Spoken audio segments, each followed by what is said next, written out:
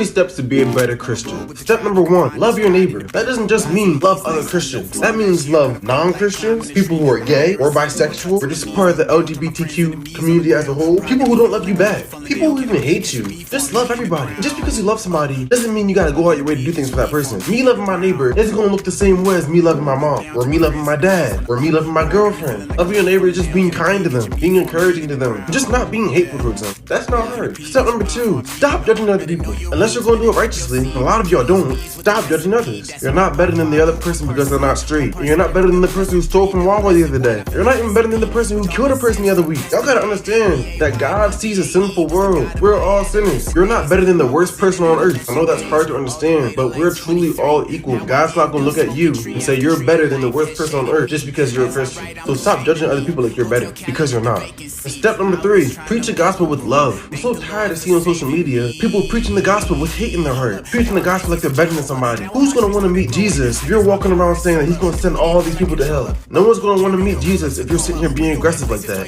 If you're gonna preach in the street, why not talk about God's goodness instead of all the consequences of not knowing God? Yes, the consequences are important, but no one's gonna want to meet God if you approach him with negativity first. Show them the positive side first. Tell them that God's loving, God's kind, God wants the best for your life. Stop leading by telling people that they're going to hell, because that doesn't attract anybody. If I wasn't Christian, that wouldn't attract me. So start preaching with love, and start preaching like you actually care about these people in their eternity. Because I promise you, love is going to reach more hearts and touch more hearts than hate will. So for my Christians, let's all be better together.